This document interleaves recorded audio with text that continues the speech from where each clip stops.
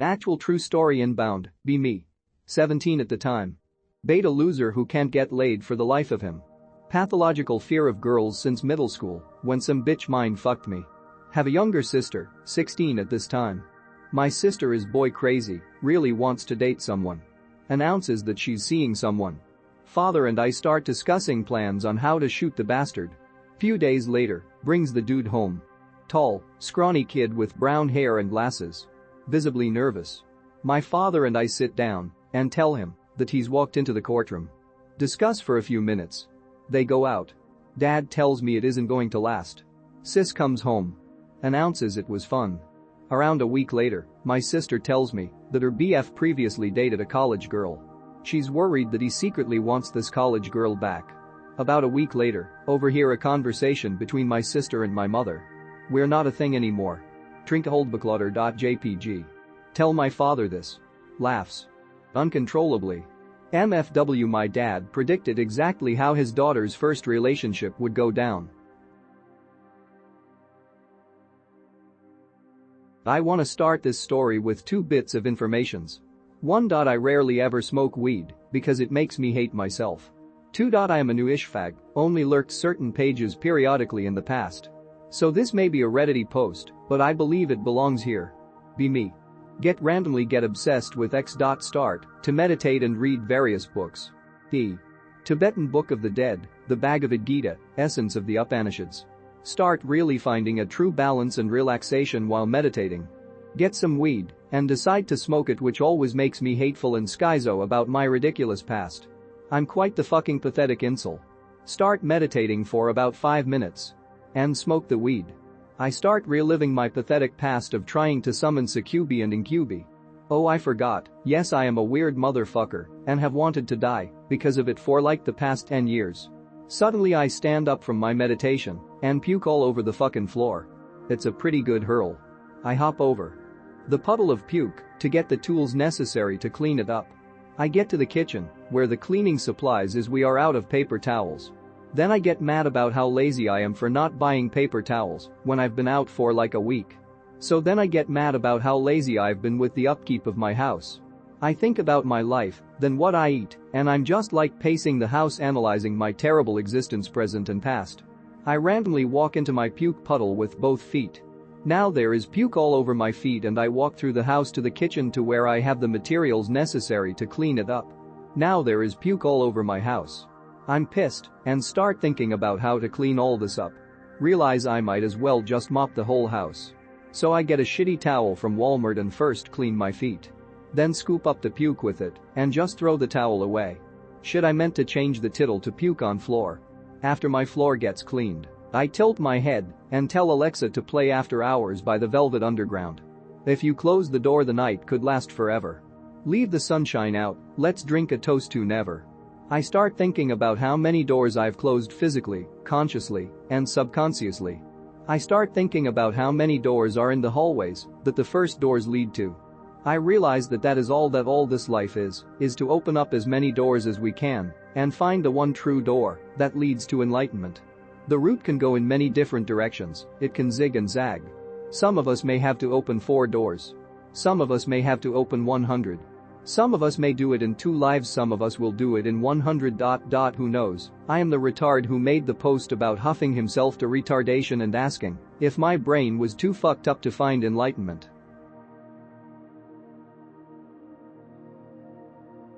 Be me, 15-year-old girl in her bedroom in the middle of a summer day. I was putting on makeup in my mirror, which at the time was on the back of my door.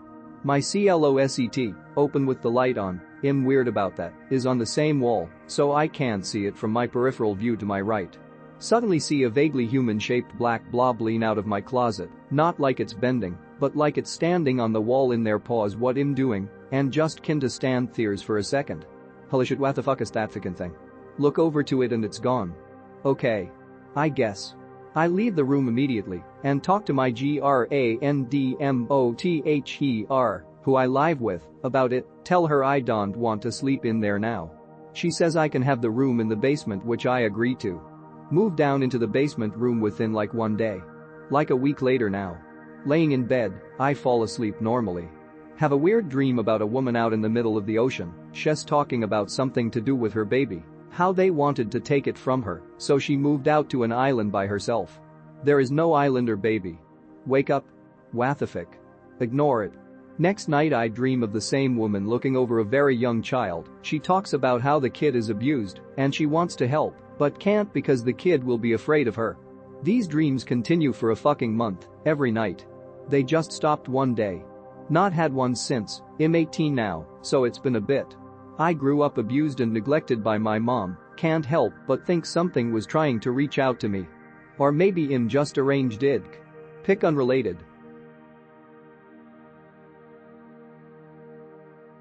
Had similar dreams to what you had. Be me. Be downstairs at friend's house. Something feels off. See dark, solid female figure. It starts screeching and comes at with superhuman speed. Wake up. BTW, I wouldn't describe that as sleep paralysis, just a freaky nightmare. Now for my sleep paralysis hallucination. Be me. Laying in bed taking a nap. Hear a knock on door. Hear my friend ask me something. Don't move or respond for some reason.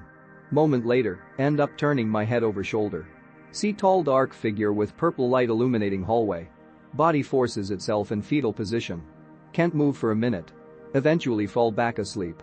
Later wake up and ask friend if he knocked on the door. Says yes. Ask if he opened said door. Says no. See what I mean now?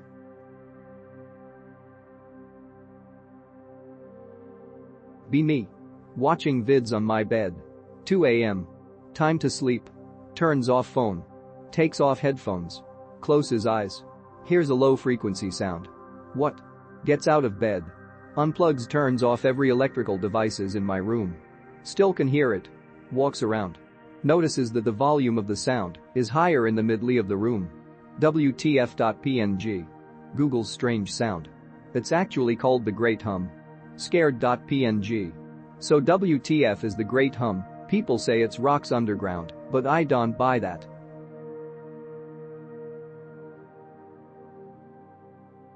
Looking for a good greentext thread? Welcome to post your paranormal, spooky, occult screenshots, but looking for original content. Here's some awk that I've posted a couple times back in the day. Be me. Be 8 years old. Mother died a couple months prior. My dad and sister and me are living the basement. Father is fixing up the rest of the house. Wake up in the middle of the night. We all sleep in the living room. Look over and see a completely black figure, darker than night, kneeling over my dad's bed. It is shaking and crying. Scaredasfic.jpg. Make a small whimpering sound. BC I'm a kid and dumb.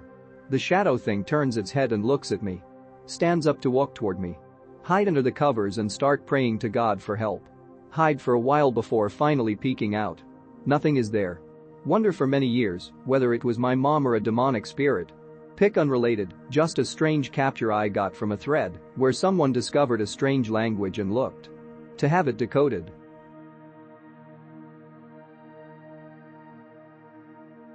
Be me, 24.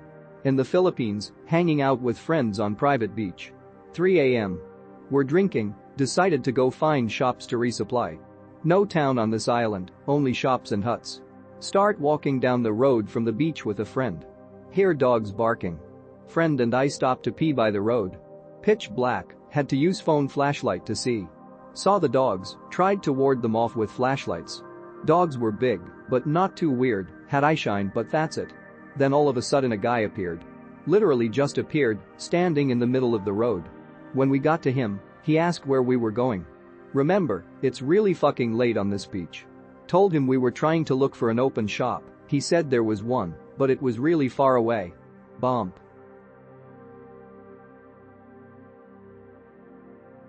Alright, time for a little story. Be me. Get into magic to get a girlfriend. Stop caring for that and decide to just use it for spiritual matters. Decide after over a year to do sigil magic for fun since I just do Golden Dawn magic. How about I try and get a girlfriend this way, burn the sigil. Around 2 weeks have passed and nothing happened. Meet some guy online. Asks me where I'm from. From 4 Stan. My best friend is from there too, she is around my age.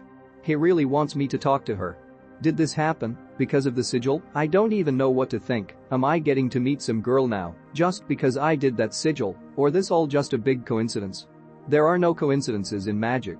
Jesus Christ, I am not going to get excited over anything yet, I'll have to see where this goes first. The poster above you.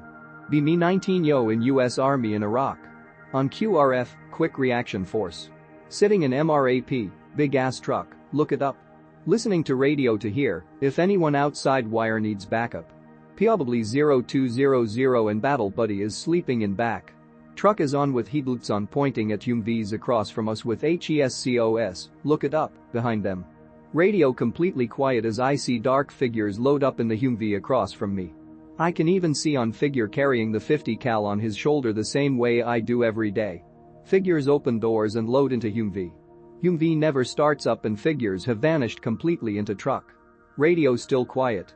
Since we have MRAPs we don't use Humvees anymore. Completely confused as to what I saw. Everyone I tell this story thinks I'm crazy. Radio quiet the entire time.